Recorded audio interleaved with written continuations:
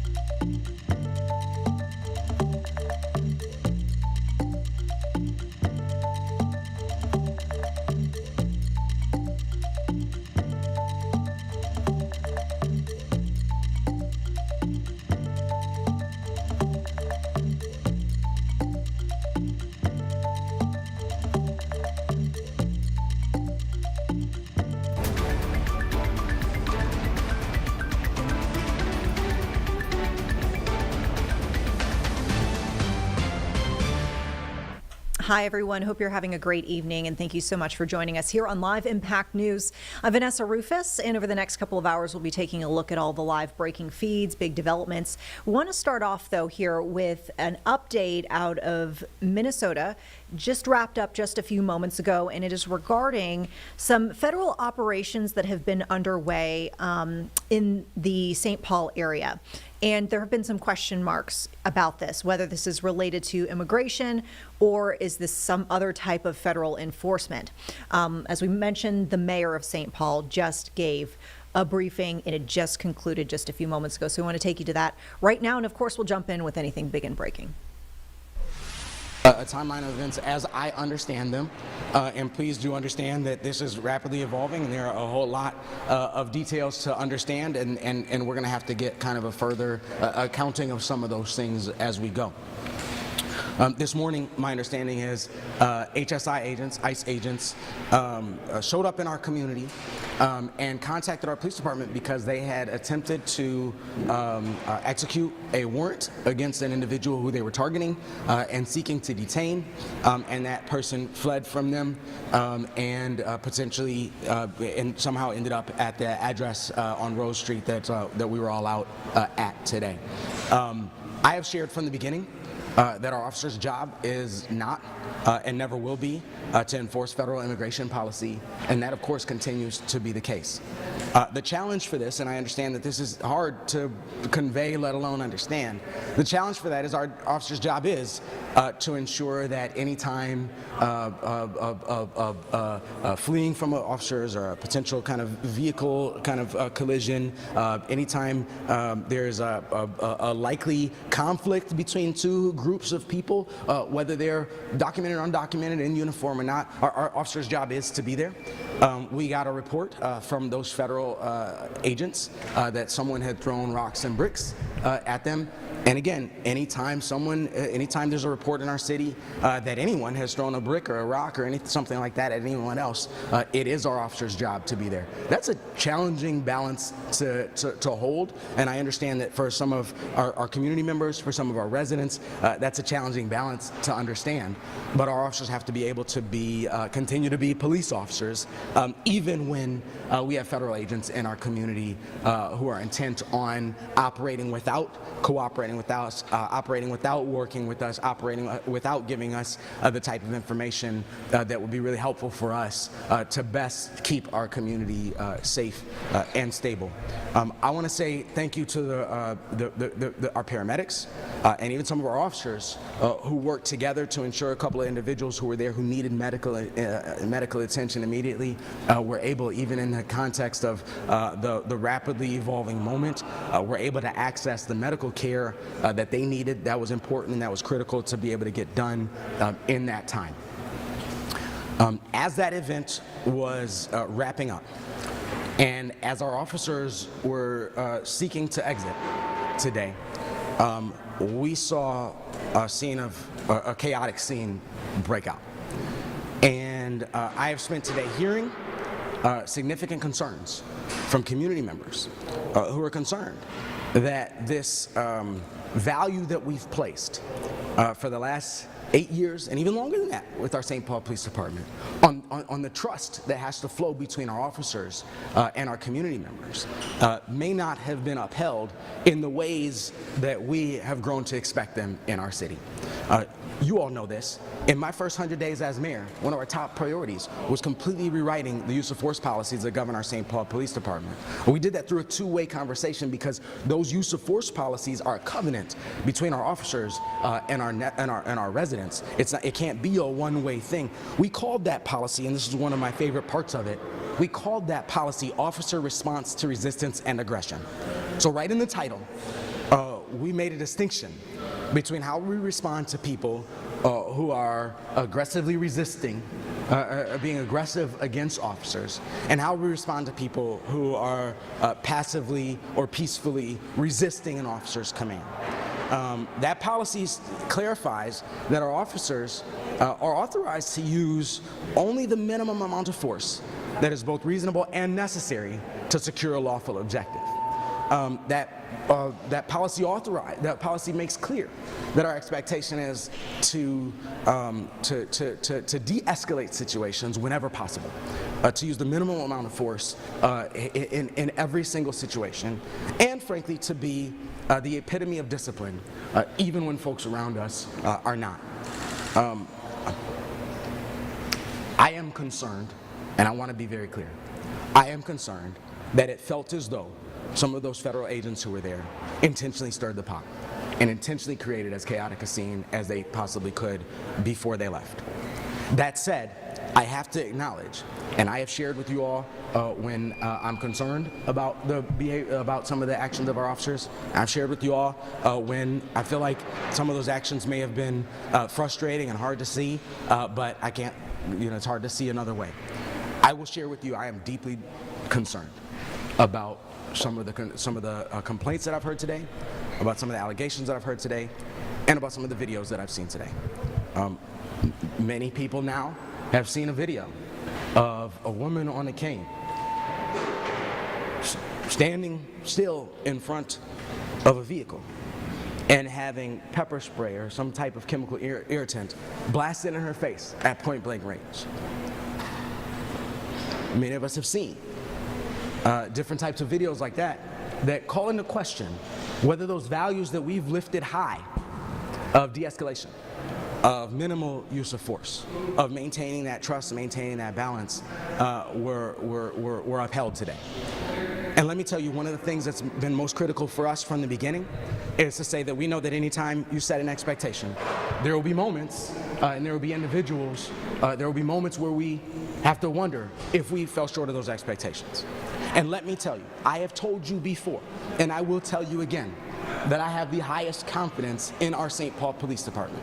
I tell my team all the time that anytime we see something, some institution or some staff person or some action that we think is above critical questioning, that means we don't have confidence in it. And because I do have confidence in our police department, we have to be able to ask all of these questions, and they have to be answered with haste.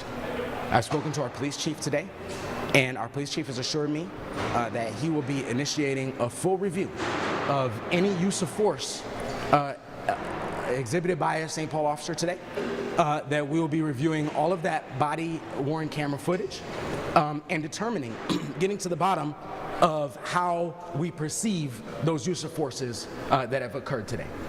I want to be clear, I'm not a use of force expert. I'm somebody with concerns and somebody with questions.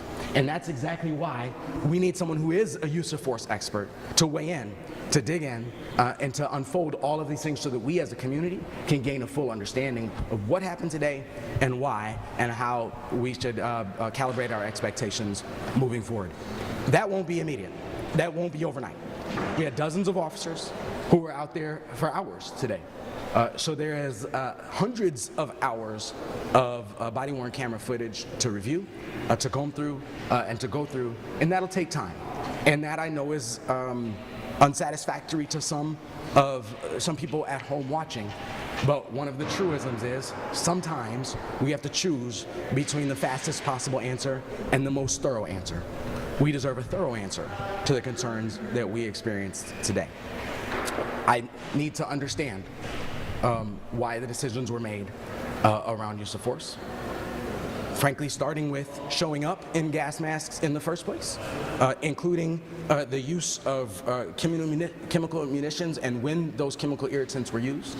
I need to understand better what our policies and what our practices we expect to ensure that you all, the members of the media who show up to tell the public the story of what's happening in this community and our country on a day-to-day basis, that how your rights and your safety are protected, that has to be absolutely critical.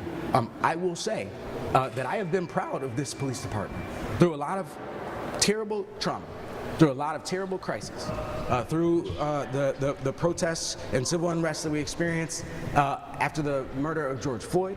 I shared with you and will continue to believe that our police department did as good a job as any department on the planet in walking that line between protecting people's rights to peacefully protest and denying people the right to create havoc and destruction of people's properties and livelihoods in our community. That's really critical.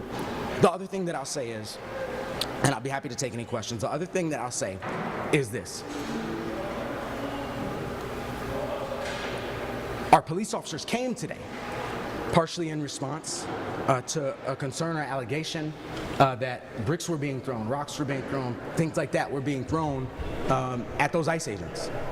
Our police officers left today with bricks and rocks and things being thrown at them. I came into this work, I got into this work to fight for a world in which nobody throws rocks and bricks or anything at anybody.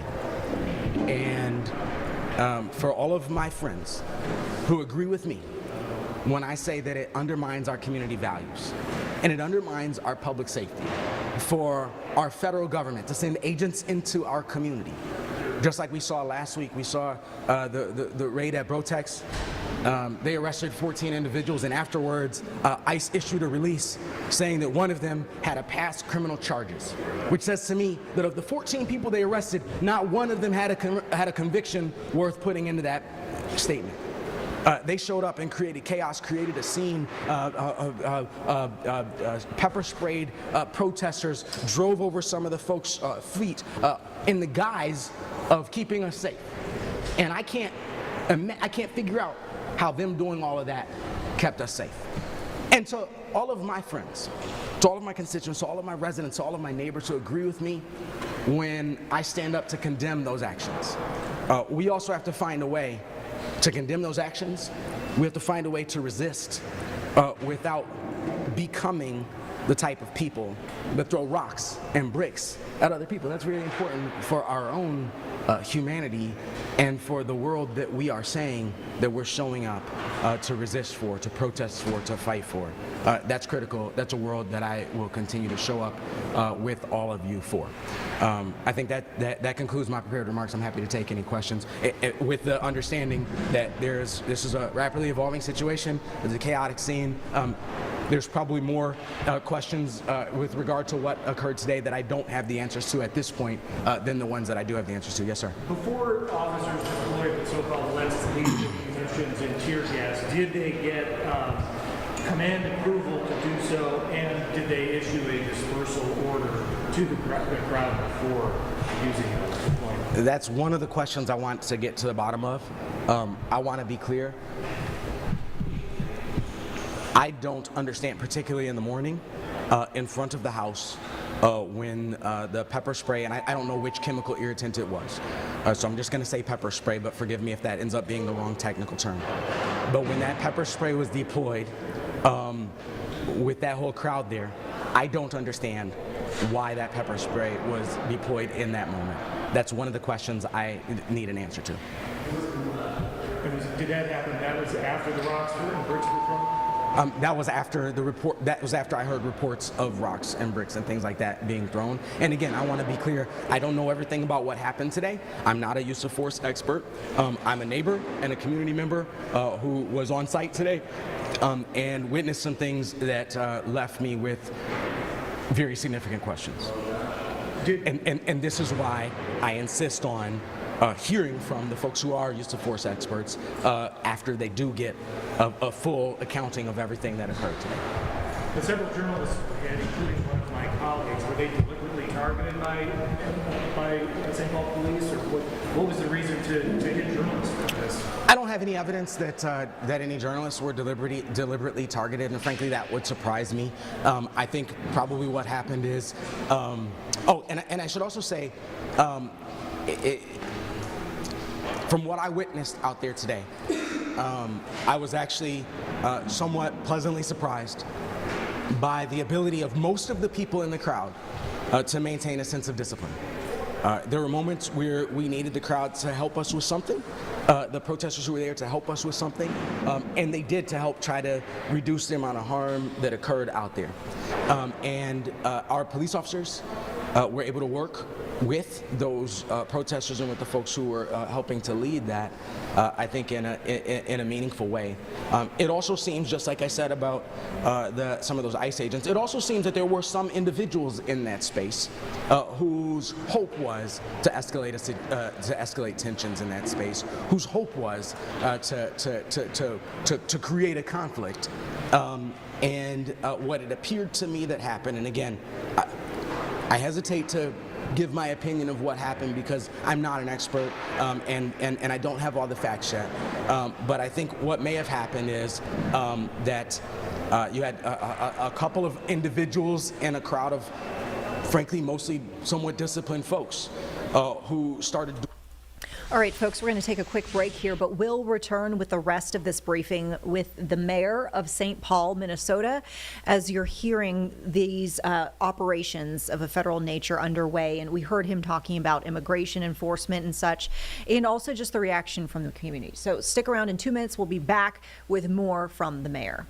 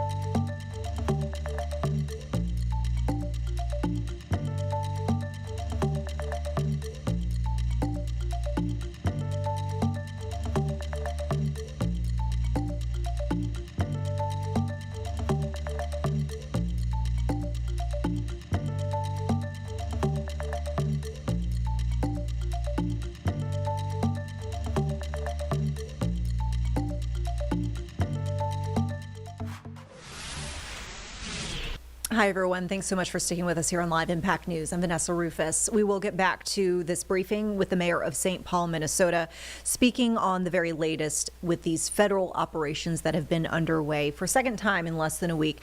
They have seen federal agents in certain parts of St. Paul carrying out some sort of operations. These folks are armed and masked, and so you can hear the mayor here remarking on what they've learned about those operations. I think betrayed the trust of the community who is out there and betrayed the values that we try to lead with as a community, and created a community versus police dynamic right there. And what I imagine, and again, this is one of the questions we have to get through because it's not acceptable for members of the press to be injured in law enforcement actions. But my expectation is that what we'll find is that we had members of the press who were in a crowd as the police department worked to try to figure out how to engage that crowd, not that anyone was specifically targeted. Mayor, who will be conducting this? Is it more for you? Will it be an internal police investigation? That's a great question. Thank you. That will be some of the actions of it will be, and some of the kind of information will be collected by our police department. But it'll go to our Police Civilian Internal Affairs Review Commission, which is all civilians who work who accept kind of some of those internal affairs investigations, and they receive that information and they end up coming back with a recommendation they can end up coming back with findings and a recommendation back to the police chief. So that's one of my invitations for community members. If you have information, like I said, we are going to conduct, the police department, our police chief has already begun conducting a full review of every use of force that was done today. If you have information that would help that review, please go to stpaul.gov, stpaul.gov/PCIARC. That's our Police Civilian Internal Affairs Review Commission. That is a group of civilians, community members, residents of this city who have been trained. And who work to provide that kind of civilian level oversight. It's one of our values that when we give people the power of a badge, the power of a badge in an immediate sense can feel ultimate. And so when we give people the power of the badge, it has to be backed up by civilian oversight, which is why it's our PCR who will be the ultimate kind of voice of like what the recommendations are coming out of today. The police chief did just put out a statement saying he doesn't believe there's any policies today, especially as it relates to the separation ordinance. So do you agree with the chief's position at this moment in time, or is it too soon to tell knowing that you have a court?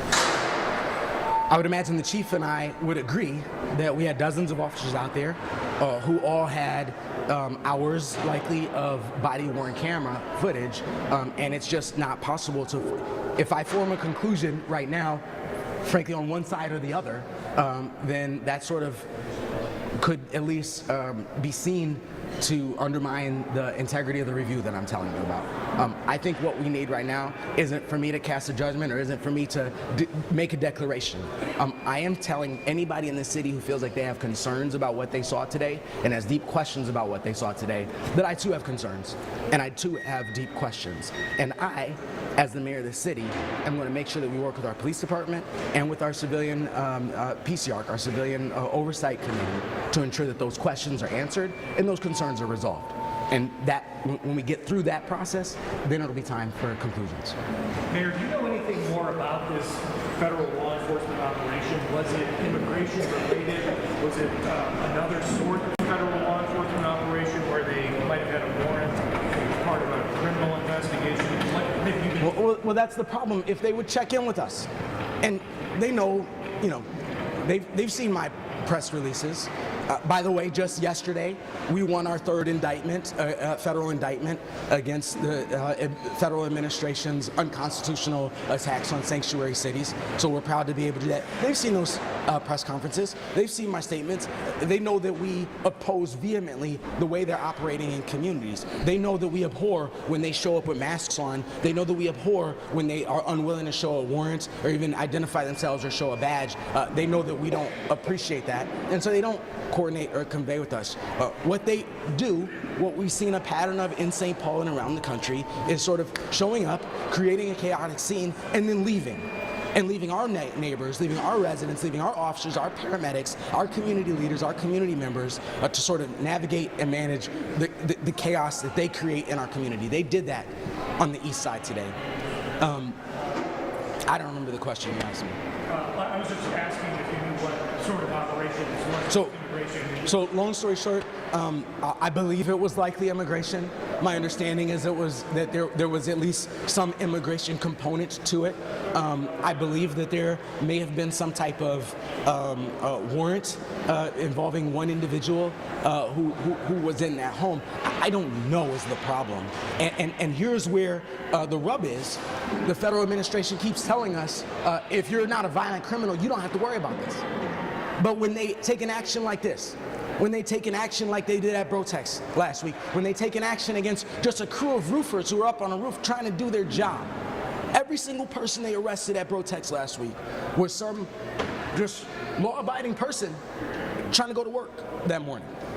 And when they do that, and they don't tell us, oh, this is what we're doing. Oh, this is why that person was a danger to the community. This is why our community is safer because we took this enormously destabilizing action in communities today. Then the consequence of those actions is that families who are trying to decide whether it's safe to take their children to school tomorrow don't know.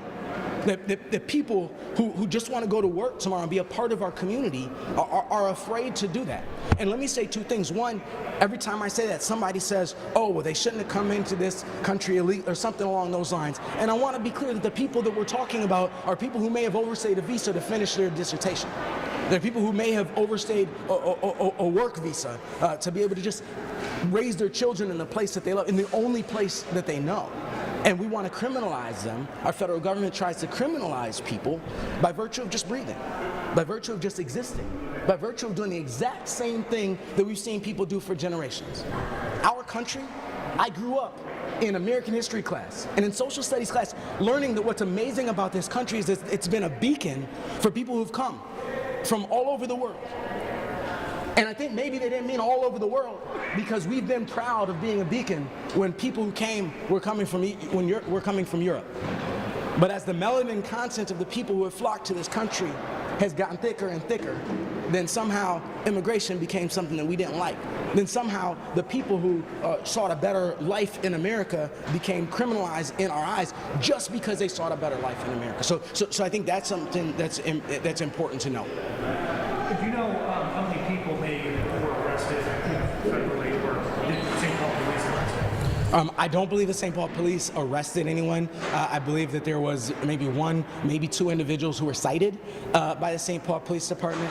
My understanding is the federal agents arrested one or two people, maybe two people, but I am not an authoritative source on that because, again, they don't share that information with us. Can you confirm what type of inheritance police officers? I can't. That's a question for our St. Paul Police Department. That's what I was saying earlier. I said pepper spray. I don't know that it was technically actually pepper spray. That's a question for our police department. And you said earlier that the person who was being targeted by the federal agents somehow ended up at this residence. So was this their home or what is the relation there? I don't have any of those. I don't have any of that information. Again, this is unusual because this is a situation that we woke up and found ourselves in the middle of. Somebody did that unintentionally, created that chaos for us, created that kind of those variables and these unknowns for us intentionally. So no, I don't have any of that information about what the nature of it is, whose home this was, how they ended up kind of being in that space. What I know is that we ultimately ended up called into a space. And I want to say this. And I want to respect for all of you guys' time. We have said to our community members from the beginning, and it's still true, that our police officers are not enforcers of federal immigration policy. I said this already. The line exists and the trick exists that if there's a scene that looks like it's likely to maybe get out of control, if there's a scene that looks like it could turn into a conflict between two groups of people, one of the things I've said to our police chief for a long time is I don't want any unsurprising things.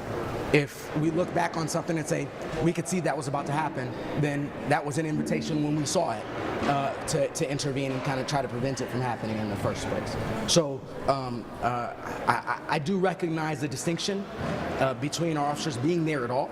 And I'll tell you, out at Brotex last week, I had a group of folks who were angry because the police officers weren't there trying to help enforce a free speech type of zone.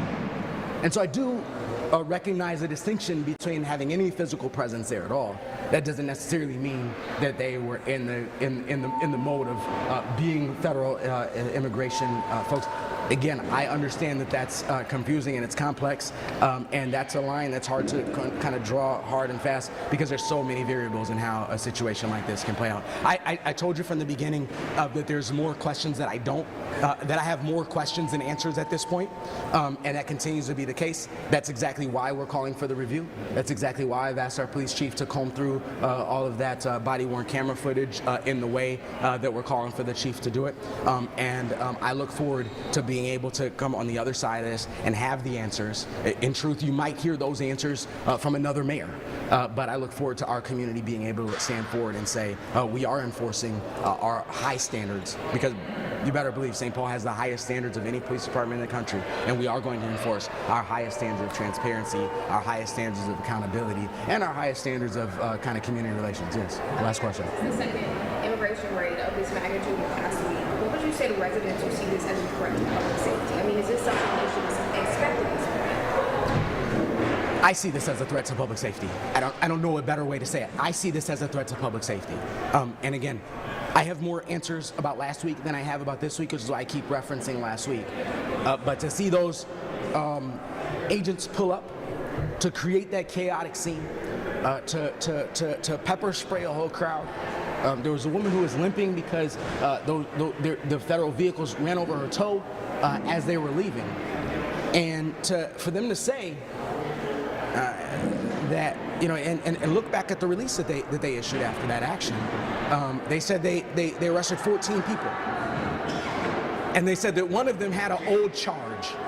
Now, these folks know well enough what the difference is between a charge and a conviction. If that person had an old conviction, they'd have said that person had an old conviction. That person didn't even have, one person of the 14 had an old charge that wasn't even convicted. And they want to convince us that that show that they put on, that circus they created, that chaos that they created was in the guise of public safety. When what they did was ended up rounding up 14 people who were just on their way to work like they'd go every morning. And they created a destabilizing presence. They created harm. They created injuries in our community to do that. So this notion of criminalizing people, of dehumanizing people because of who they are, not because of something they've done. And this is what I've told you all from the beginning, is that nobody's better than our St. Paul Police Department at holding someone accountable for breaking a law. Whether you're a citizen or not, whatever your immigration status is, if you break the law, expect the St. Paul Police Department to come and have some questions for you. But we can't be in the business of doing that. One, it undermines public safety in the moment, but two, it undermines the trust. And this is what I've said from the beginning, our greatest public safety asset is the trust that our residents have to have in our police officers. That when they see that badge, when they see that uniform, that somebody's coming to help them. And that's how, when we brag on bringing gunfire down by 70% in this city, it's because people know that they can count on and work with our St. Paul Police Department. That's why we work so hard to protect and maintain that trust from anyone who would break it on any side of our community. Thank you all for being here. All right, and more to come, of course, on the situation that we will continue to follow in the Minnesota area. We will have a quick break for you now. 2 minutes, back on the other side with more of your live impact news coverage. We can also be checking in, too, on the flight situation because we know it's Thanksgiving travel period right now. So stay with us. We'll have more for you on the other side of this break.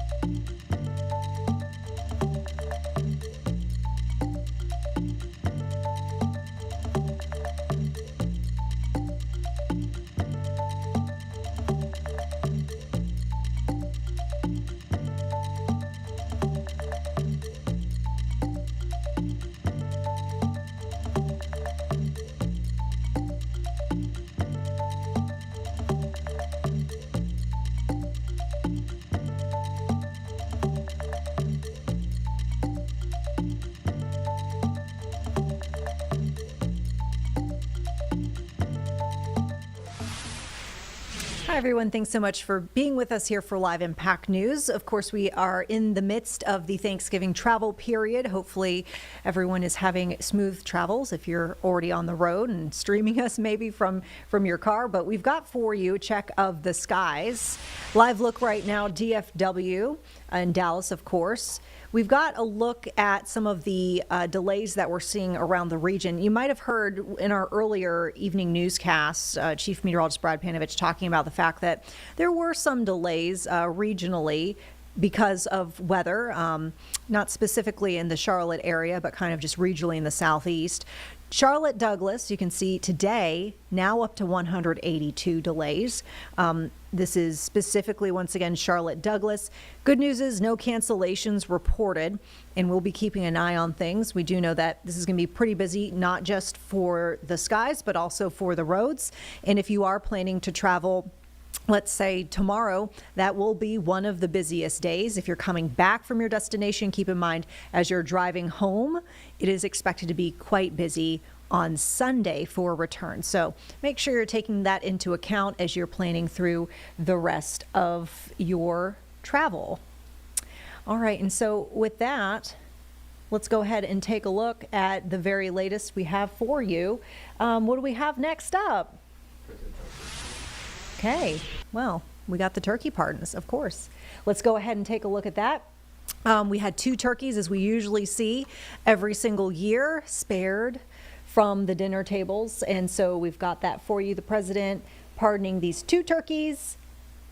And let's go ahead and send you over there right now.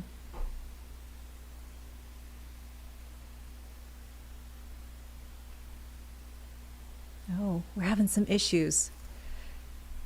Shall we take a break? Okay, let's do so. We'll be back in 2 minutes with the turkey pardon.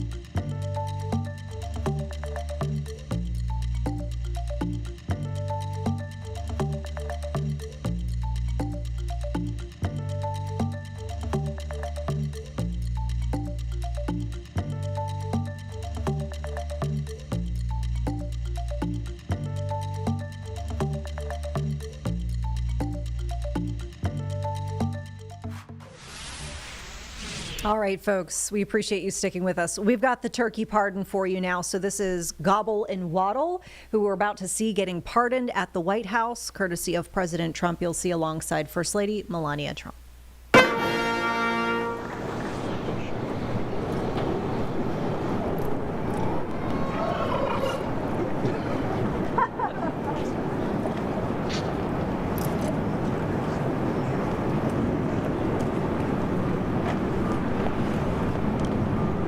Thank you very much, and I hope you like our new beautiful patio with matching stone to the White House. If this were grass today, you'd be sinking into the mud like they've done for many years.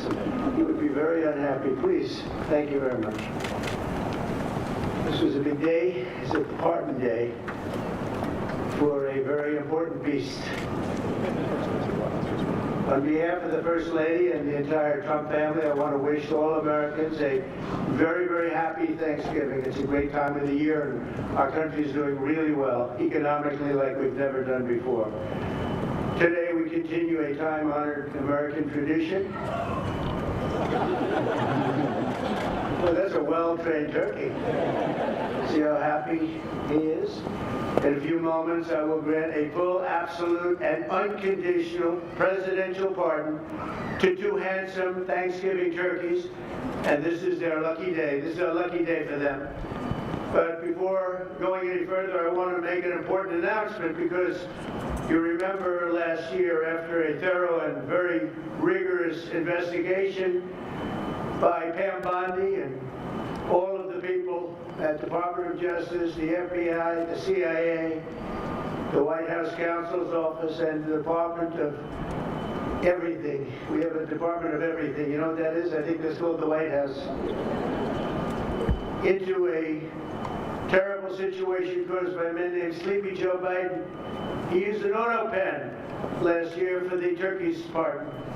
So I have the official duty to determine, and I have determined, that last year's turkey pardons are totally invalid. As are the pardons of about every other person that was pardoned, other than, where's Hunter? No, Hunter's was good. That was the one pardon, Pam, that was good, right? The rest of them are all invalid. I don't know what the hell you're going to do about that, but that's, now we're going to take a little of the joking. That is a mess. But they're hereby null and void. The turkeys known as Peach and Blossom last year have been located, and they were on their way to be processed, in other words, to be killed. But I've stopped that journey, and I am officially pardoning them, and they will not be served for Thanksgiving dinner. We saved them in the nick of time. This one has plenty of time, but they were saved in the nick of time. We're thrilled to be joined today by Vice President J.D. Vance, Second Lady Usha Vance, their daughter Mirabelle, and along with Attorney General Pam Bondi, Secretaries Marco Rubio, Scott Bassett, Pete Hegseth, Brooke Rollins, Howard Lutnick, Linda McMahon, Scott Turner, Administrator Lee Zeldin, who's done a great job. A nuclear power plant gets approved in less than a week. Okay? I'm only kidding, but pretty close to that. And we have more. Where's Lee? Stand up, Lee. One of my great superstars. Thank you. It used to take 20 years before you got rejected when you put in an application. Now we're doing them in a matter of weeks, right? And that's why we have the biggest plants anywhere in the world. We're leading in AI, we're leading in everything. Our auto plants are pouring back into our country. Where do you see the jobs coming with them? But many of them are under construction, but Lee's done a great job in getting those approvals. I appreciate it very much. FBI Director Kash Patel has been very busy doing a great job. Also, thank you, Kash. Along with members of, see, you got a follower, Kash. Along with members of Congress, and in particular, I want to mention Jason Smith and David Rozier. Where are those two guys? Come on, stand up, fellas. What good people. Jason knows more about the tax code than any living human being. He knows so much, we don't even want to hear about it, right? Too complicated. We're going to make it a simpler code. But we did in the great big beautiful bill. It was just passed. Your imprints all over that, and it's amazing. The biggest tax cuts in the history of our country for middle-income people. The biggest tax cuts in the history of our country for middle-income people, and the biggest jobs bill ever passed. And nobody thought we could get that one done. I'm glad. And we actually put 4 years, actually probably 8 or 10 years, but we put 4 years worth of material into one great, big, beautiful bill. So that worked out very well, and I want to thank everybody for working on it. JD, that was a great, you know, we were going to do it in small bills. We're going to have 18 bills and do it along the process. I'm glad, Scott, that we got it done, because dealing with these Democrats, I think that was our one shot. But we have it all in one great, big, beautiful bill. Thanks as well to the chairman of the National Turkey Federation and the CEO of Butterball. That's a big deal.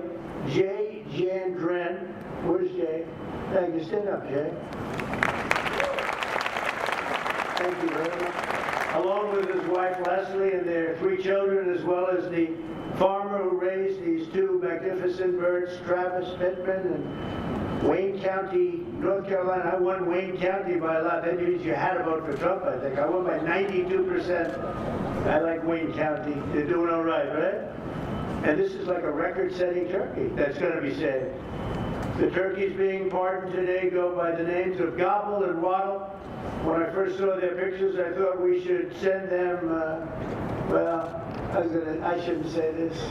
I was going to call them Chuck and Nancy. But then I realized I wouldn't be pardoning them. I would never pardon those 2 people. I wouldn't pardon them. I wouldn't care what Melania told me. Darling, I think it would be a nice thing to do. I won't do it, darling. These are 2 of the largest turkeys ever presented to an American president, over 50 pounds each. It's the largest we've ever had. And those are big turkeys. Are they as good as the normal-sized turkey? Better or as good?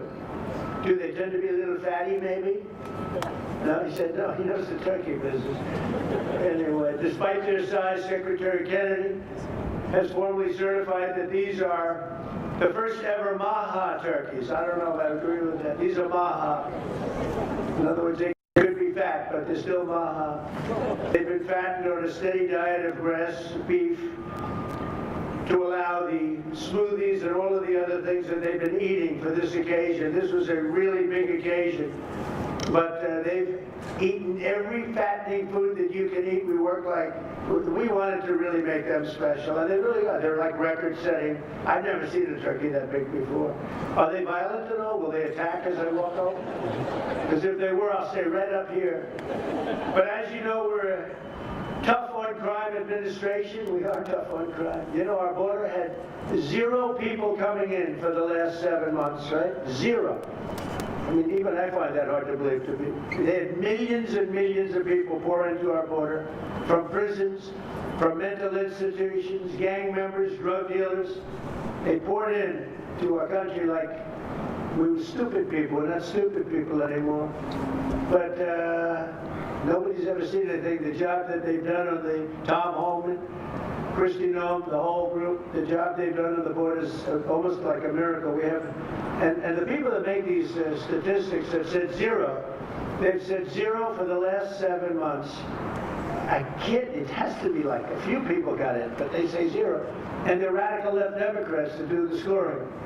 So I can't imagine they did that for us. The truth is, we have no people coming into our country illegally. It's an amazing statistic, and I'm very proud of it. And we have the most people working in the United States today, by far, than we ever had in the history of our country. So those are all good numbers. But instead of pardon, some of my more enthusiastic staffers were already drafting the paperwork to ship Gobble and Waddle straight to the terrorist confinement center in El Salvador. And even those birds don't want to be there. You know what I mean? It was a tough.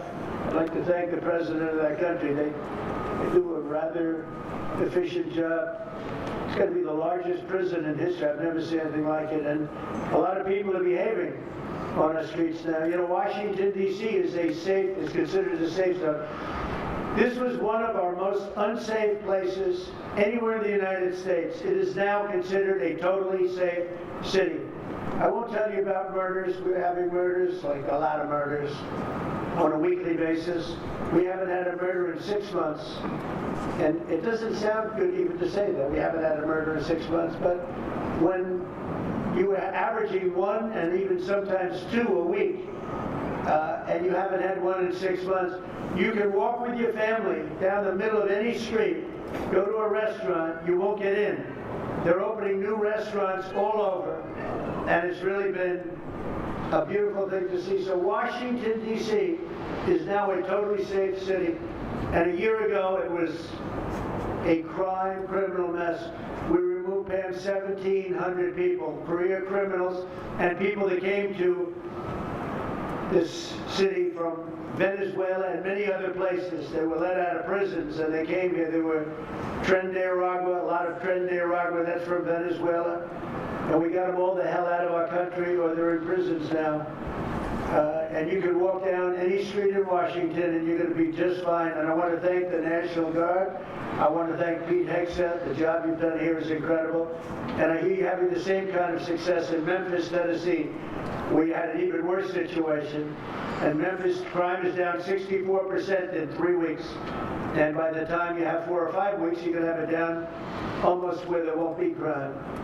And we could do that in Chicago, by the way, if they would let us. If the mayor was a low IQ person, but he should understand this is a very serious thing. You saw all the crime that took place last night, the night before. The woman with the burning, they burned the woman. They'll be talking about that now. They burned this beautiful woman riding in a train.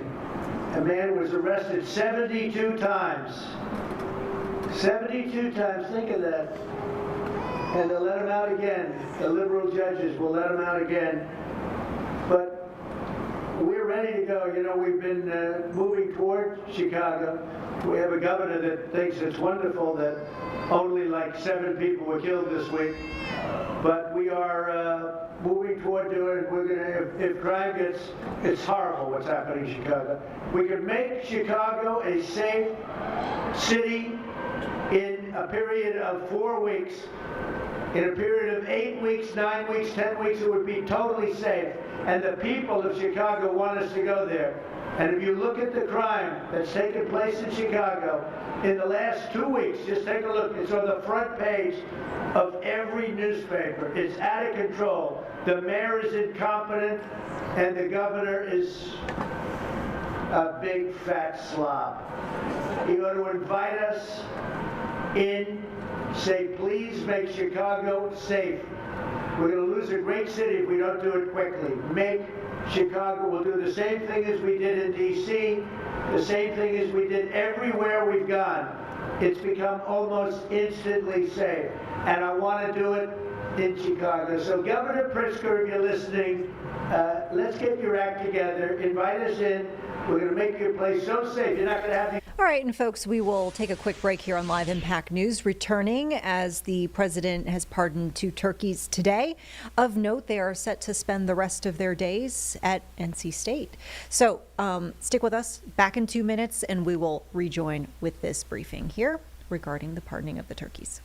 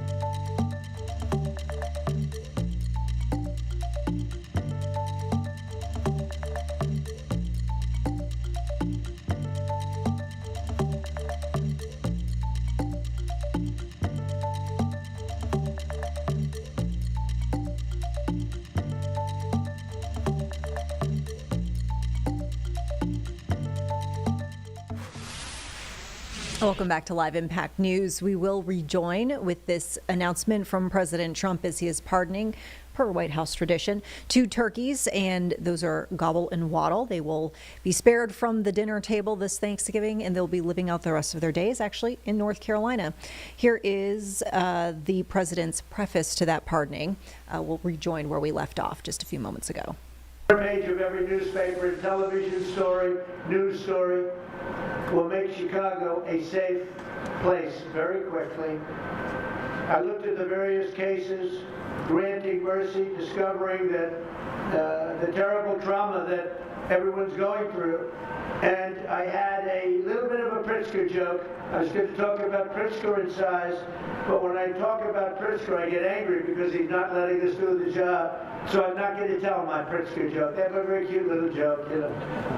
Some speechwriter wrote some joke about his weight. But I would never want to talk about his weight. I don't talk about people being fat. I refuse to talk about the fact that he's a fat slob. I don't mention it. On a more serious note, as we gather around the dinner table, I'd like to lose a few pounds too, by the way. And I'm not going to lose it on Thanksgiving, I can tell you that. Because I'm going to have a turkey, but it's not going to be that one. I hope all Americans will have the chance to enjoy the fellowship of family and friends and renew our faith in God's providence. 1 year ago, we were a dead country 1 year ago. The King of Saudi Arabia said it to me. He said it to me actually 4 months ago when I was in Saudi Arabia, Qatar, UAE. He said, you know, 1 year ago, the United States was a dead country, and now you've got the hottest country anywhere in the world. We're the hottest country. We have $18 trillion being invested as of now. We're not even close to being 1 year. The most ever was $2 trillion for a certain country I won't name during the last administration.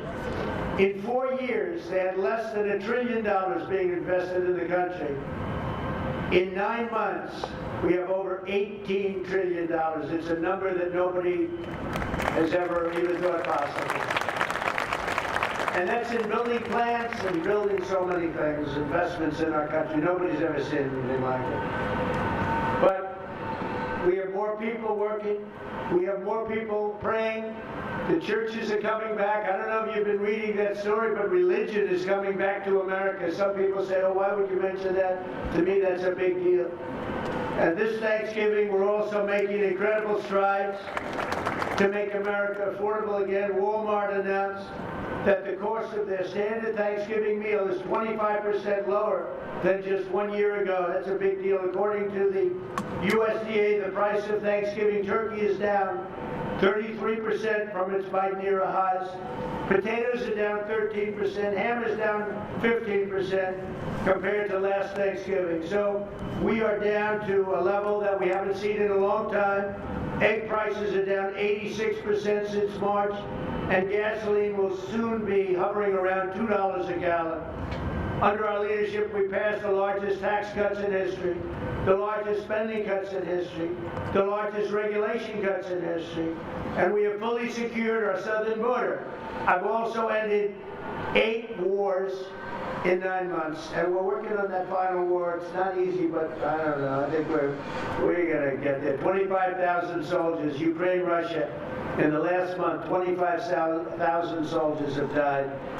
So I think we're getting very close to a deal. We'll find out. I thought that one would have been gone quicker. We did 8. I thought that would have been an easier one, but I think we're making progress. In less than 1 year, we've accomplished more than most other administrations have accomplished in 8 years. And this is a very special Thanksgiving. We thank God for His many blessings and the great success that this country has seen in this short period of time. We draw strength from the love of family and friends, and we express our undying gratitude for the men and the women of the United States Armed Forces. We love them. We pray that peace and prosperity will continue to bless our land. and together we'll really just keep this great drive going to make America great again. MAGA, I think it's the greatest expression in the history of politics. Make America great again. So once again, Melania, thank you for doing such a great job and being such a great First Lady. And now let's go and give Waddle, Waddle, by the way, is missing in action, but that's okay, we'll pretend Waddle's here, the gift that they've been waiting for. And I'll move over and I will just say very nicely, Gobble, your pardon. Come on, let's say it in front of Gobble. Thank you very much, everybody.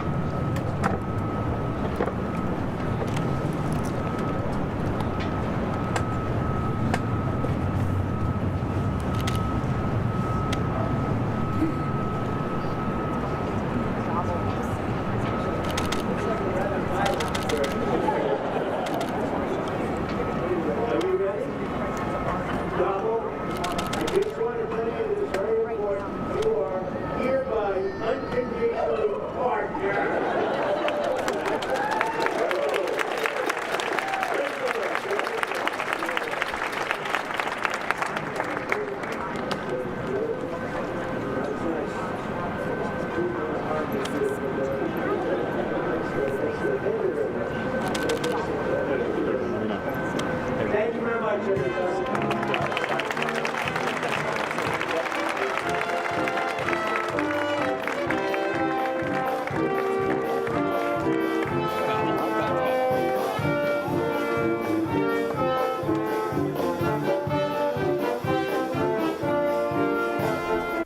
And there you have it, folks. As we mentioned before, Gobble and Waddle are actually going to spend out the remaining days at North Carolina State University, which has been a place where we've seen other pardon turkeys go, including back in 2022. Chocolate and Chip went there. So with that, we're going to take a quick break, folks. When we return, we have a few things to talk about. One of the big local headlines we're seeing here tonight, the impacts of Arena's Law, which takes effect on Monday. This is a legislation that was passed in North Carolina shortly after the stabbing death of Arena Zarutska on the light rail. There was this legislation that's meant to essentially try to prevent any sort of events like this from ever happening again. But we are seeing a lot of local officials talking about how the stipulations that come with this legislation is, in their eyes, placing somewhat of a burden and shining light on lack of resources, they say, to enforce the law appropriately. We also have President Trump, in fact, just doing a gaggle with reporters speaking on the very latest on the Russia-Ukraine dialogue. So we'll have more from that as well when we return in 2 minutes.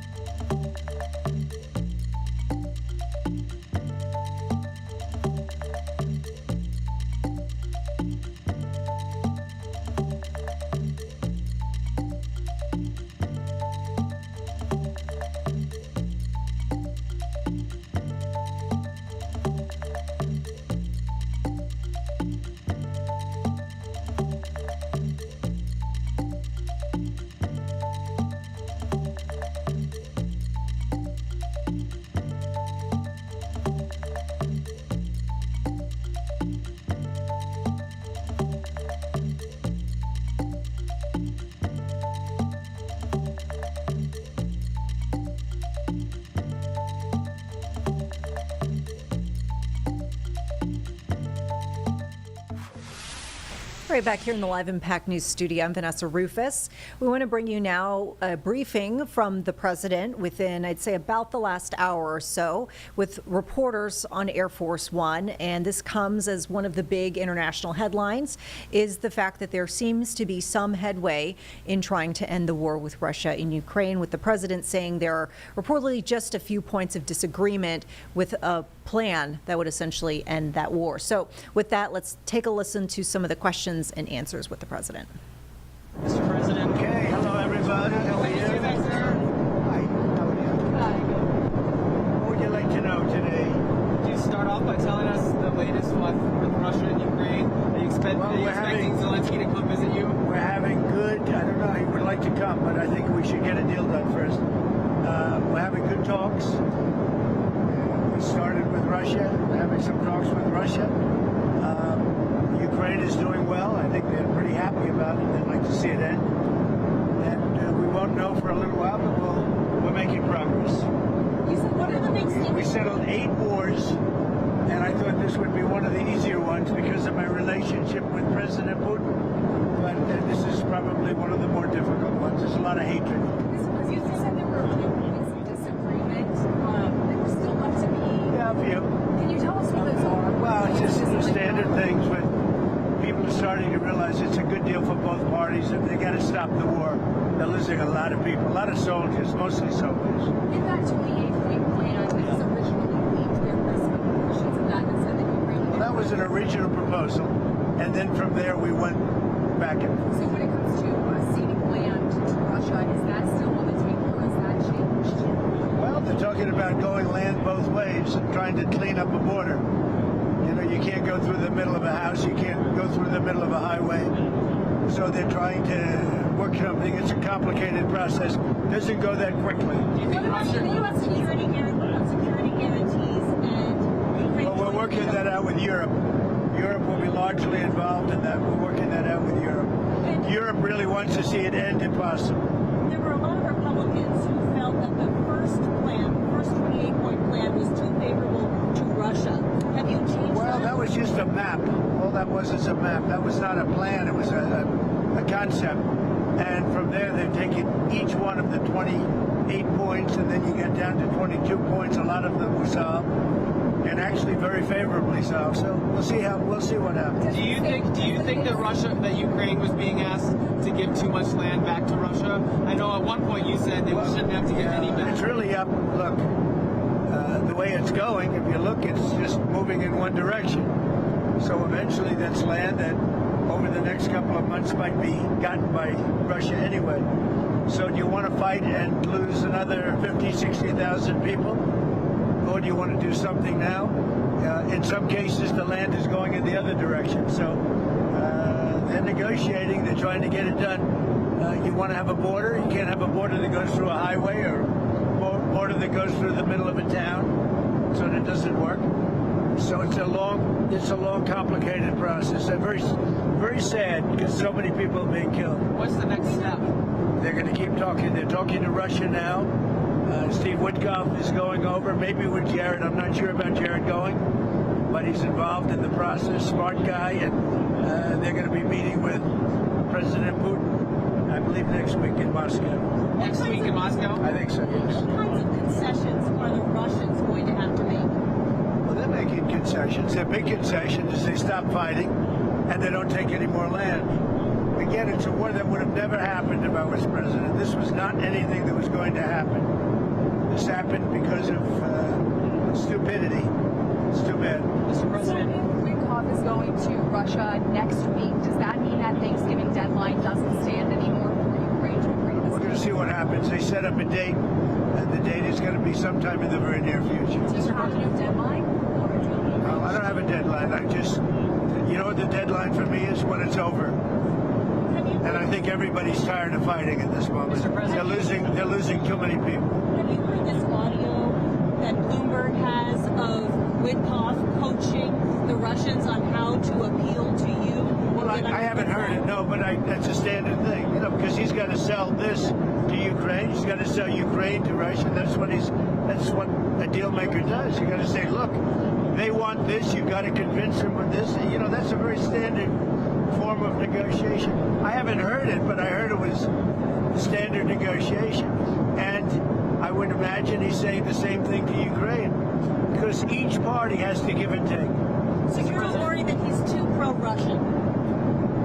No, I think, look, this war could go on for years, and Russia's got a lot more people, got a lot more soldiers, you know. So I think if Ukraine can make a deal, it's a good thing. I think it's great for both. Frankly, I think it's great for both.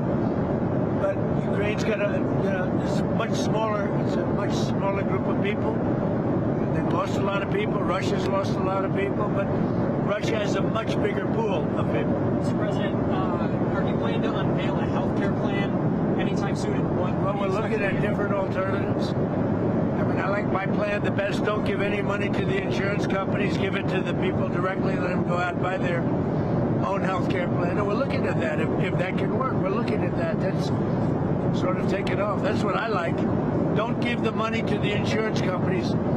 They go out and buy their own plan. You give the money to the people. I like it the best. Are you planning to extend those subsidies? I'd rather not. Somebody said I want to extend them for 2 years. I don't want to extend them for 2 years. I'd rather not extend them at all. And maybe some kind of an extension may be necessary to get something else done, because the Unaffordable Care Act has been a disaster. It's a disaster. And I said it was when it first got put in. Unfortunately, we lost a couple of Republican votes, and the Democrats voted for it. It's a Democrat plan. And the premiums are going up, and it's the Democrats' fault. But, you know, they are negotiating with me. It's very interesting. They want to see something happen. Who are you talking to on the Democrat side? I can't tell you who, but we have a lot of Democrats want this plan to happen. They would love to see the money go to the people, and the people go out and get their own health care. And there would be nothing like it. Are you planning to replace Kash Patel as No, he's doing a good job. Kash Patel? No, he's doing a great job, I think. This week we saw those cases against James Comey and Letitia James tossed out. Do you still have faith in Lindsay Halligan? Oh, she's great. I think she's great. They got out on a technicality, and you'll see what happens from here on. But if you look at the actual charges, I think anybody that looks at it very fairly would say, boy, are they guilty. So let's see what happens over the next week. You know, the court didn't say you couldn't bring the case, re-bring the case, or appeal the case. So they have a lot of options. They're going to call the shot. I'm not calling the shot. But Lindsay's a very talented lawyer, actually. Mr. President, on Venezuela, sir, are you planning to talk to Nicolas Maduro? I might talk to him. We'll see. But we're discussing that with the different staffs. We might talk about Venezuela. Interesting enough, the U.S. this week did, of course, name him the leader of a foreign terrorist organization. So why do you want to talk to him? Say it again. Maduro, the U.S. Designated him the leader of this foreign terrorist organization. Why do you want to talk to him if he's the leader? Or if we can save lives, if we can do things the easy way, that's fine. And if we have to do it the hard way, that's fine too. Mr. President, do you have any reaction? If you carry I'm not going to tell you what the goal is. You should probably know what the goal is, but they've caused a lot of problem, and they've sent millions of people into our country. They were probably the biggest abuser with Tren de Aragua and all the others that they sent in, the drug dealers, the drug lords, the people that they sent in, the jailbird. They opened their jails and prisons and dumped them into the United States. And we're not happy about it. Do you have any reaction to Mayor Bowser announcing she's not running for re-election in D.C.? Well, I got along with her very well. I liked her. We worked together. D.C. is now a safe community. It's a great community. You people know it better than I do because you live there. But D.C. is now safe. The restaurants are booming. The place is booming. We have no crime. And we did that all in a period of 3 or 4 weeks and then made it better and better and better. And now we're setting new records. I mean, literally, it's as safe as there is anywhere in the country now. And if you go back a year, it was a very unsafe place. Before I got here, D.C. was a very unsafe, and it's our capital. We have to make it safe. We're doing really well in Memphis, Tennessee, and we're doing well in other places. The one that is really troubling is what's happening in Chicago. The crime, it's a potentially great city again, but the governor's totally lost control. That's why we had the young lady burned. It's where you had a lot of killings over the last very short period of time. Killings. The governor has totally lost control of the state, and the mayor is grossly incompetent. How was your call with the Japanese Prime Minister? Great, it was great. I had a great talk. I have a very good relationship with her. I also had a very good talk with President Xi of China, and I think that part of the world is doing fine. Can you tell us about the content of your talks? Mostly trade.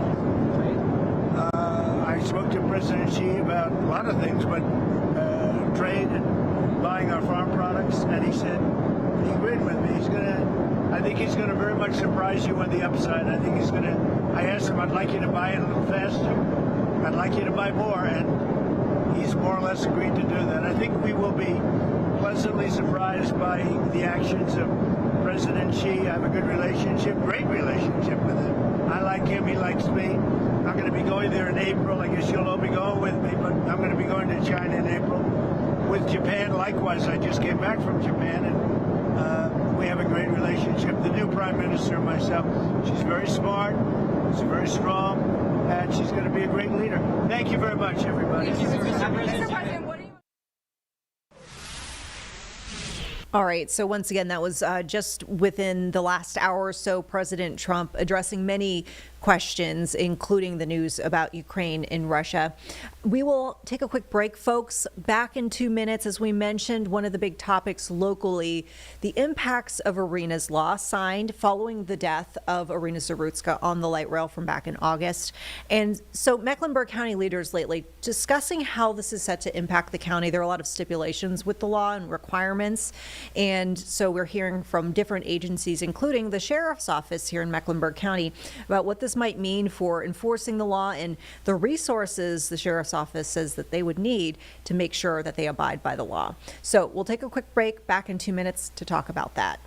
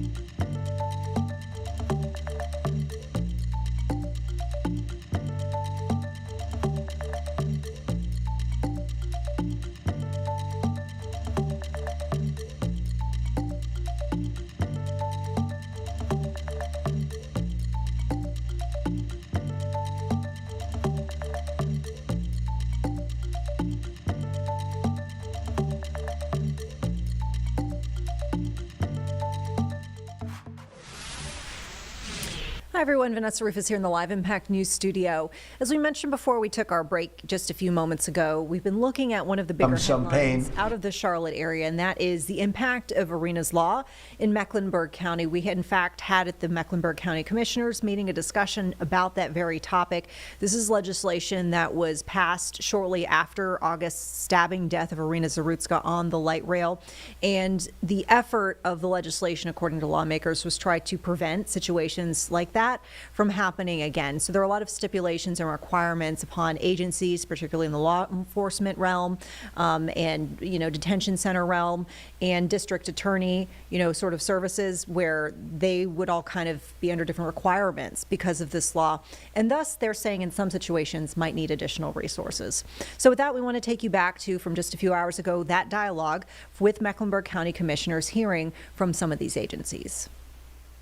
Good afternoon, Madison Little, Senior Admin, Clerk's Office. Good afternoon. I'm Commissioner Susan Rodriguez McDowell, and I have the honor of being elected by the people of District 6. Good afternoon. I'm Laura Meyer, and I represent District 5. Good afternoon. I'm George Dunlap, elected by the people of District 3. Good afternoon. My name is Lee Altman, County Commissioner serving at large, and I also have the privilege of serving as Vice Chair. And welcome to all our guests. Good afternoon and welcome to everyone that's here. It's great to see everyone. My name is Mark Jarrell. I've been elected by the people of District 4, and I also have the honor of serving as chair. Good afternoon. My name is Vilma D. Leak, and I represent the most powerful district in the county. That's District 2. Welcome. I know we're safe because all these policemen are in here. I know we're safe today. I'm sorry. Good afternoon and welcome. My name's Arthur Griffin. I have the pleasure of serving as County Commissioner at large. Good afternoon and welcome to everyone. My name is Yvette Townsend Ingram, also known as Commissioner YTI, and I serve you on the Board of County Commission at large. Good afternoon, Tyrone Wade, County Attorney. Good afternoon and welcome. Michael Bryant, Mecklenburg County Manager. And then we'll hear from the executive team. Dr. Kim Campbell, Deputy County Manager, Consolidated Health and Human Services Agency. Good afternoon, Leslie Johnson, Deputy County Manager. Good afternoon, Michelle Attree, Deputy County Manager. Good afternoon, Derek Ramos, Deputy County Manager and Chief of Staff. Good afternoon, Nathan Cox, County Budget Director. Good afternoon, Michael Griswold, Director of Strategy and Innovation. Good afternoon, Suzette Becker, Public Information Director. Sonia Harper, Director of Criminal Justice Services for Mecklenburg County. All right, and I know we have a lot of guests and certainly want to recognize all of you. What I'm going to ask the presenters to do, as they present, I'm going to ask them to recognize their team members, please, because we are on a time crunch. At this time, we're going to do the Pledge of Allegiance. I pledge allegiance to the flag of the United States of America and to the republic for which it stands, one nation, under God, indivisible, with liberty and justice for all. All right, thank you, everyone. Here's how we're going to work today. Again, I'm going to repeat that we are on a time crunch. There is a meeting that has been noticed that must take place at 4 p.m. So I'm going to ask the presenters, colleagues, this is what we're going to do. We're going to hear from all the presenters. Presenters, I'm going to ask you all to please stick to the slides so that we can move along, and then we'll take questions at the end, our usual format of taking questions, and we'll just move forward from there. I'm not sure who is going to present first. It's going to be Sonia Harper, so I'm going to ask the manager to recognize. Sure, I can tee it up. Thank you, Mr. Chair. You have one item on your agenda this afternoon. That is to receive an update on House Bill 307, also known as Arenas Law, which is set to go into effect on December 1st. We thought it was really important that you have an awareness of the local impact. So as a result of that, you'll be hearing from 3 individuals this afternoon. Sonia Harper will be kicking us off, who is the director of our Community Justice Services Department, followed by Judge Wiggins, and then closing us out will be Sheriff Gary McFadden. So with that, I'll turn it over to Sonia. Thank you, Manager Bryant, and good afternoon, Chairman Jarrell, Commissioners. I do want to recognize a number of folks in the room. I know Judge Wiggins will give formal introductions here in a moment, but I do want to recognize that we do have our key court officials in the room this afternoon. But I also want to recognize the members of my team at CJS who are also joining us today. In the room, I have James Owens, who is the Pretrial Services Manager. Kasha Kianchuk, who is the Research and Planning Manager. I also have our Management Analyst, Calvin Johnson, and Shannon Messer with the Research and Planning Unit also present this afternoon. So I appreciate members of my team being here today. As Manager Bryant had indicated, I am here this afternoon to give you an overview on House Bill 307, which is also known as Arena's Law, and here this afternoon to speak to you about the local impacts of the implementation of this piece of legislation. So just to give you a bit of a high, kind of an overlook here of just the primary components of the bill, and I'm sure that some of you have seen the components of this in the press over the last couple of months. But the bulk of this piece of legislation does go into effect on December 1st. So that, of course, being this upcoming Monday. HB 307 makes a number of changes to pretrial release proceedings. It also adds a new aggravating sentence factor. It alters the way in which magistrates may be disciplined, and it also expands permissible methods of execution in the state. There are also a few other provisions with this. It also amends the procedures for involuntary commitments and how those are imposed and carried out. And then the other piece that's significant for Mecklenburg County is it does provide funding for 10 new full-time assistant district attorneys, and as well as 5 full-time legal assistants. And those positions are retroactive to July 1st of 25. The funding is attached to those positions, so total amount for the ADAs is coming in at a little over $1.6 million. And then total cost, recurring and non-recurring for the legal assistants, puts us in at a little over $450,000. And again, those positions are retroactive to July 1st of this year. One of the other pieces here with HB 307 is it does create a new category of violent offenses. And so under this piece of legislation, it does define that any Class A through G felony that includes assaults, the use of physical force, the threat of physical force are essential elements to this offense. It also has very kind of clear language as that any felony offense that would require registration as a sex offender is also now considered a violent offense under this legislation. And then it also includes language there that any attempts to commit any listed violent offense also falls into this new violent offense category. So in essence, it's really just kind of broadening that definition. What you also find in HB 307 is some very specific language that calls out offenses tied to other pieces of statute here in North Carolina. And so what I have here is just a list here of some of those offenses that are identified in various statutes. Again, a lot of these do already fall through the A through G category. So again, they've always been considered to be violent offenses. But again, I just wanted to point out that this legislation does call out some specific offenses. The big piece here that will be a major impact to here in Mecklenburg County, particularly to criminal justice services, is the section pertaining to pretrial release. This here will also have a pretty significant impact on our other partners, particularly those at our magistrates, also with law enforcement, any of those folks that are involved in the pretrial process for an arrest. The language here, first, also, it identifies that an arresting law enforcement, a pretrial services program, or a district attorney must provide a criminal history for a judicial defendant.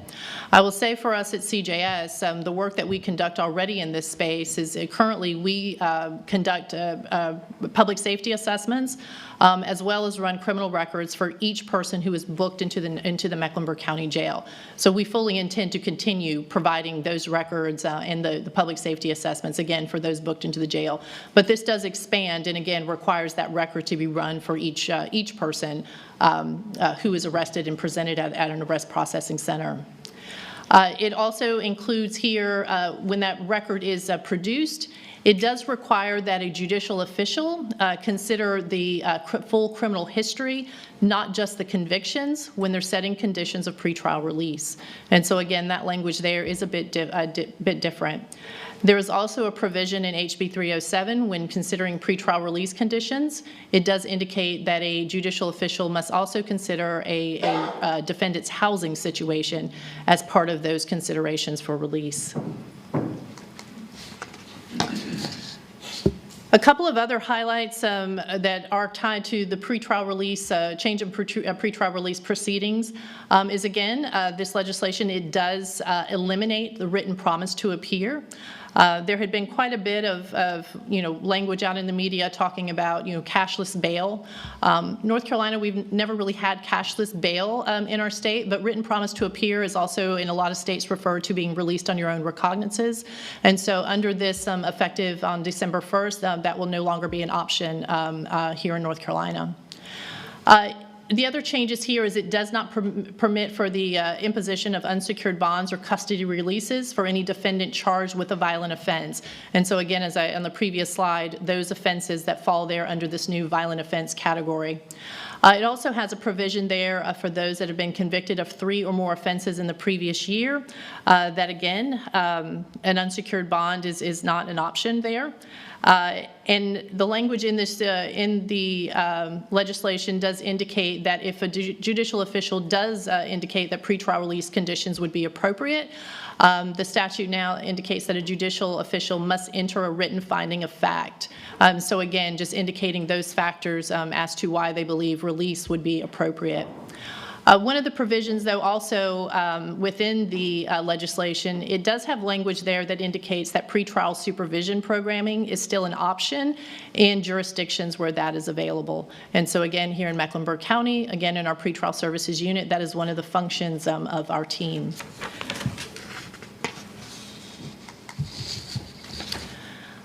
So going back to the violent offenses that were listed earlier, there's also some very specific language there tied to pretrial release options for, again, violent offenses. The language there does include rebuttable presumptions against pretrial release for defendants charged with those violent offenses. So again, sort of the idea there is that if you are charged with a certain offense, that you are then can automatically considered to be a risk to public safety and potentially a flight risk. And so again, sort of the provisions here really kind of are requiring folks charged with certain offenses to bypass initial appearance and then automatically be booked into the jail. And so again, there's a lot of heavy focus on those violent offenses there. The language does include, once again, that if a judicial official decides to allow pretrial release or that pretrial release is authorized, again, that judicial official is required to enter a written finding of fact. And so, and it's our understanding that, the AOC is working on some forms and language and stuff for that new finding of fact form. But again, for these violent offenses, if pretrial release is authorized, the statute does indicate that either a secure bond or house arrest must be imposed in those cases. So I want to spend just, kind of a few minutes to give you sort of a high-level overview or what are going to be some of the local impacts. What are we expecting to occur once December 1st it gets here? So I think the first thing is again, with the violent offenses and again, those requirements with certain offenses for folks to bypass initial appearance and be required to be booked into the jail, we are in fact expecting increased volume at the Arrest Processing Center, or at AP. Attached to this, obviously, is going to increase workloads in a few different spaces. There at Arrest Processing, we would expect increases in the magistrate workload. There are also some requirements with criminal record checks and things that will also come into effect with magistrates, which again are just additional steps within the process. Also kind of tied to that, we are expecting longer delays at the Arrest Processing Center for law enforcement officers. So again, just with that increased volume, it's going to take our officers longer to have cases processed, arrest processed there at AP. For us at CJS, this also will increase our workload. So again, as I mentioned earlier, we do produce public safety assessments and criminal records for each person booked into the jail. Again, with the increased volume and the increased number of bookings into the jail, that increases the number of public safety assessments that we will be required to complete. I will share with you for FY25, we completed over 12,000 public safety assessments and ran over 12,000 criminal records. So again, this will increase our volume. And I will say just kind of one of the other things that with this is because of how broad some of the language is in here, it's really making it difficult for us to quantify what the impact will be, particularly that language about, the 3 offenses within 10 years. So for us right now, we do anticipate an influx, but it's hard for us, again, to really kind of accurately project how large that influx will be. Also with this here, we do anticipate an increase in the jail population. I believe most of all of you do receive the jail report from CJS each day. So, I mean, right now our jail is at functional capacity. If you're not receiving our jail report, we can certainly add you to there. But right now our jail is at functional capacity. And so again, there are some concerns about, the influx and the increased number of folks that, again, with there being that requirement that some folks are going to have to bypass initial appearance and be booked into the jail, again, that is we're anticipating the jail numbers to rise even further. All right, and folks, we'll take a quick pause right here. We'll be back in 2 minutes to complete and continue on with this dialogue that we see. Once again, this is the Mecklenburg County Commissioners meeting from just a few hours ago today, where there's a big discussion about the impact of Arenas law as it is set to take effect on Monday. We'll be back in 2 minutes.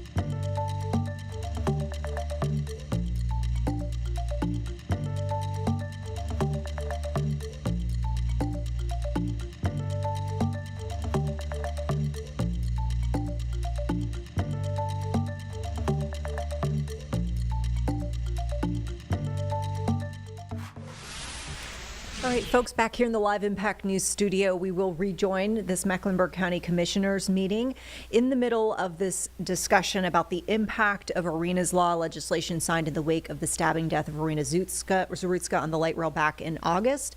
And this, as you're seeing here with this discussion, will put additional requirements upon the different entities involved with the justice system in Mecklenburg County. And so we're hearing from different agencies about the impacts that this is expected to have resource-wise when this law takes effect on Monday. We'll listen in. This here, again, whenever jail bookings increase, that also increases the size of our first appearance dockets. So again, once a person is booked into the jail, they will have their first appearance before a district court judge. And so again, we are expecting the size of those dockets to increase. So again, that right there will increase the overall court workload. The other provision here that requires house arrest in certain instances will also increase the number of persons being required to be placed on an electronic monitor. Here in Mecklenburg County, the CMPD is the provider of electronic monitoring. According, to their leadership there, they are a bit concerned about this as well because, again, based on their current capacity for monitors, they are pretty close to that capacity already. And so, again, it's, again, hard for us to really kind of quantify the overall impact, but we know, the influx is coming. So that is another area where we're really kind of paying attention to determine, again, how much this is going to impact a CMPD's electronic monitoring program. The other with this attached is we are anticipating our number of defendants that are supervised under the pretrial services unit at CJS to increase. Again, there is specific language that does allow for the utilization of pretrial service programs in counties in which they exist. As you are aware, here within Mecklenburg County, we do have, eligibility criteria. There are, we're very kind of clear on there are certain offenses that we do not accept for supervision. But again, with the influx of individuals that we're anticipating to come into the system, we're also expecting a higher utilization of pretrial supervision in certain instances. The other piece I wanted to touch on is a section having to do with involuntary commitment procedures. Originally, when the legislation passed, this section here was also slated to go into effect on December 1st of 25. However, Senate Bill 449 changed the effective date for the IV process to December 1st of 2026. So this right here is going to give us a bit of time to prepare. Which is a good thing because this piece here is also going to be take some time and some work for us to build out to be able to support it. So with the IVC IVC processes or involuntary commitment proceedings, under this section of HB 307, it does create a new pretrial release procedure that requires a judicial official to initiate an IVC automatically for any person, again, who's charged with a violent offense. And have been subject to an IVC within the previous 3 years. And so, again, in addition to just that requirement, there's also, that's also going to impact, there's going to be a procedural step that's going to be in there because, again, that's going to require a search of a record to determine if an individual has had an IVC in the previous 3 years. The other piece with this, IVC proceedings are to be initiated if a defendant is charged with any offense and the judicial official has reason to believe that that defendant may be a danger to themselves or to others. And so again, this right here has some specific language to require IVC proceedings in certain instances. The other pieces attached to this IVC section is it does require a defendant to receive an initial examination by a commitment examiner to determine grounds to petition an IVC. I think, again, the other piece about this part being delayed is that gives us some time to determine exactly how many examiners we will have available in Mecklenburg County to be able to conduct this piece. I will share with you within CJS, within our forensic evaluations unit, we do have 4 individuals who meet that qualification to serve as a commitment examiner. But again, we'll need to really sort of do a scan of the environment to determine the number of examiners there and also the number that would be willing to work with, folks that are justice involved. The other piece here also indicates that an arresting officer must transport the defendant to a facility for that initial examination. And so again, that's extra burden on our law enforcement officers who will be required to transport folks that fall within this category to a facility. And so for the most part, those would be hospital emergency departments, crisis facilities. We're really trying to kind of dig in a bit there to get some clarification as to whether our forensics unit at CJS will be able to do some of those to sort of alleviate some of the overall kind of pressure on the system. So again, it's good that we still have some time to work on this piece here. And then also in here, it does have language, again, that the commitment examiner must either petition for an IVC or provide a written notice to the court that there's no grounds for the petition. And so, again, this is just adding, it's adding to just the available capacity within not only in Mecklenburg County, but across the state. So, but again, I can assure you that, the partners, we will be spending our time over the next year to really kind of try to prepare for this as best that we can. But also attached to this, I just also wanted to share that one of the things that there is still kind of conversation now that's occurring with this, and one thing that we're monitoring closely, both myself and then also Lisette Nimmons, is the House Select Committee on Involuntary Commitment and Public Safety. And so this committee, again, they've had their first meeting about 2 weeks ago. Their next meeting is set for about mid-December, but they're really, having some conversation about the IVC process. I will share from the meeting they had a couple of weeks ago. There were a lot of, professionals and academics who were able to come in and speak to members of the House about the process. But at the same time, there were also members of folks there who have had direct experience with the IVC process, like in their professional capacity or previous professional capacities. And so, there was a real good mix of conversation about, again, what's on the books and how things are actually applied. So we're going to continue to monitor that to see if there are, in fact, any sort of recommendations for change that may come before December of 26 on this section. But Representatives Hugh Blackwell and Timothy Reeder are the individuals who are co-chairing that select committee.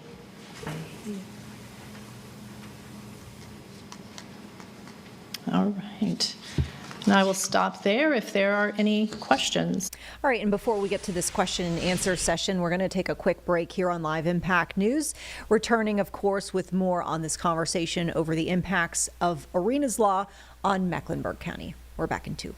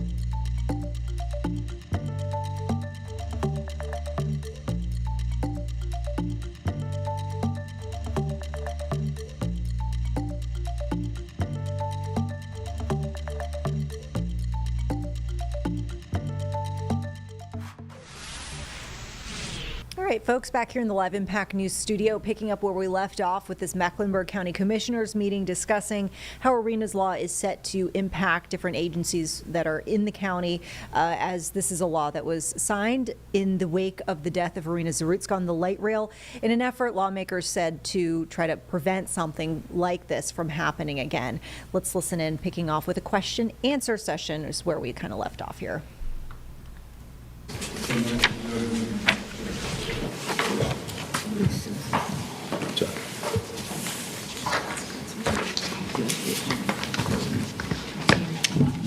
That was state representatives. Give you a little bit of space there. All right. State representatives. First of all, thank you all for having us. I want to first recognize the key court officials that are here. And on the front row is Sheriff Gary McFadden is with us today. On the back row, we have our clerk of court, the Honorable Alicia Gary is with us today. Next to her is our trial court administrator, Casey Calloway. I also see DA Spencer Merriweather, and then kind of hidden over there is our public defender, Kevin Tully. And we meet monthly, and we have discussed this law and its impacts in some detail, along with other details we discuss on a monthly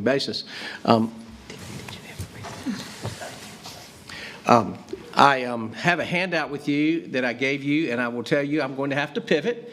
Ms. Harper did a wonderful job of outlining the law, which I was planning to do. But I do think there's things I can highlight about things that I see as impacts on our court system. First of all, let me say that we have met with our judges, the magistrates have met with my lead magistrates, and the lead magistrates are meeting with their folks.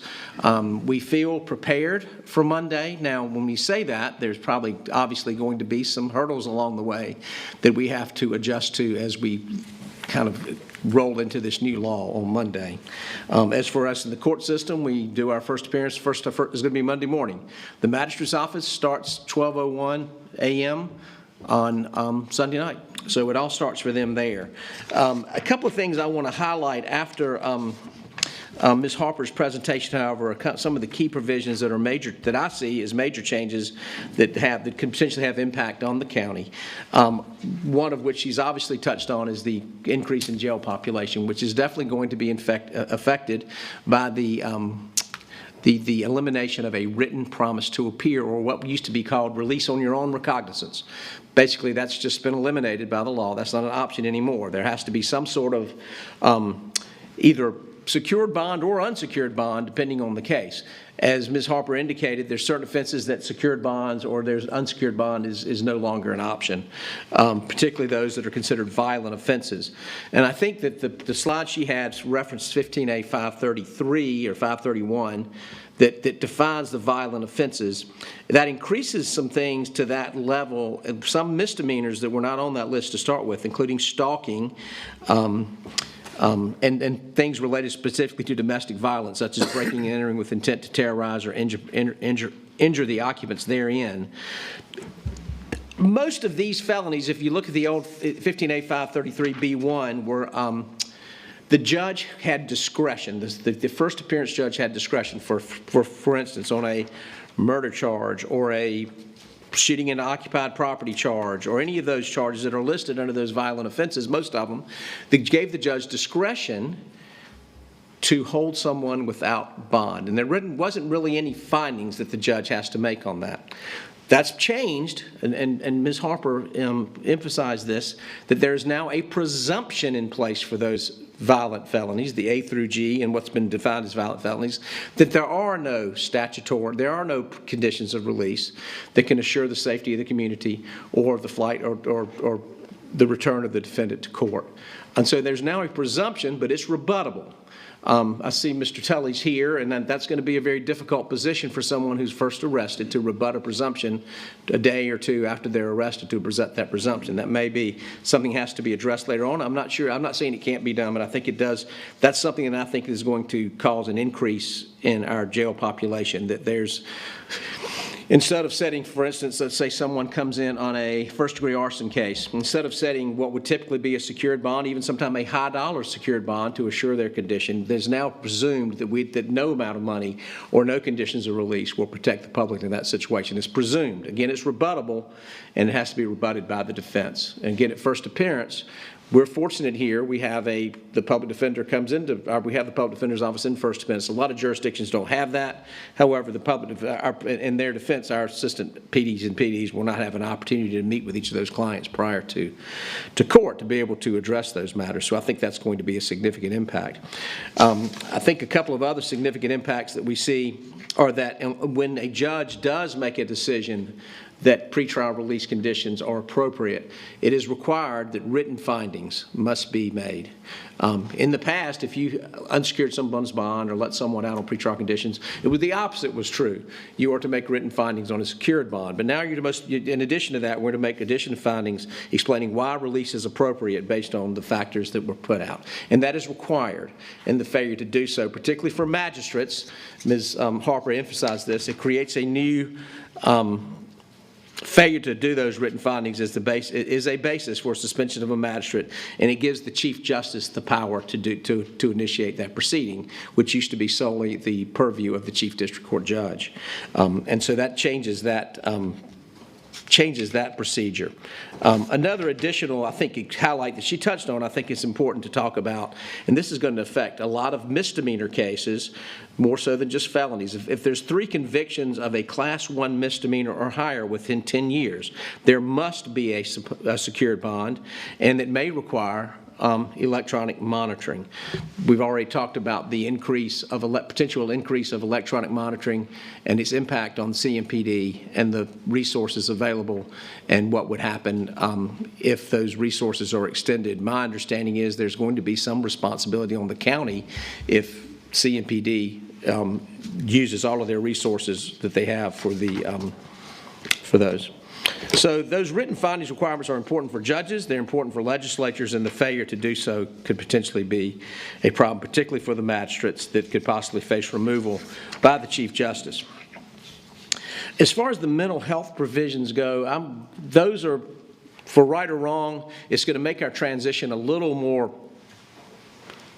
easy, we're going to be able to move into it a little more smoothly, ease into that a little bit without that provision. That provision may be important to the safety of the community, but as far as just preparing for this, it does give us a little bit of leeway to move into to adjust to the new provisions without having to adapt to that. I do think that those matters are still optional for law enforcement and for magistrates and judges to do. It's just not required at this time. Another big impact that Ms. Harper touched upon is the review, which is important, and we get criminal histories in court. We can ask for them. I know as a judge, I'm one of our first appearance judges. I often, if the pretrial services does a good job of providing us with information, but sometimes based on time and the limitations that they have, we don't always have them. The DAs are able to provide, the ADAs are able to provide the criminal histories. However, it is now required that we review those, and again, we typically review convictions. Now we're supposed to review the entire criminal history, which can include arrest that did not lead to convictions, and so that's important to consider. And it is the requirement of the judge to do that. I think that again, I've indicated I would probably have to cut this short, given that most of my presentation was intended to talk about the new law, which has mostly been done. So I know it's short and sweet, but I think Ms. Harper did a great job of giving you what the new law entails, the changes of the new law. To me, the highlights and the changes of the new law are the definition of violent felonies and the addition of some misdemeanors into those, the presumptions that were currently discretionary under a judge's purview are now presumptions that a judge must hold someone without any conditions of pretrial release if that presumption is not met.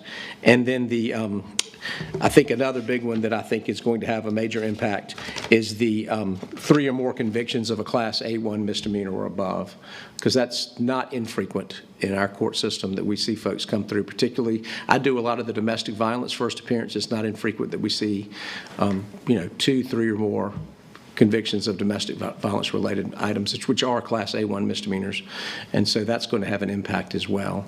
The increased use of secured bonds is going to leave a lot more folks in custody, which is going to put a lot of pressure on Sheriff McFadden and on the county's resources. And I know that this commission and this county is working hard to ensure that we are able to accommodate that. But I'll save any future time for questions at this time, unless you have any now. We're going to hold off, Judge, and then Thank you, Commissioner we'll Gerald. come back and everybody will answer. Thank you, sir. Sure.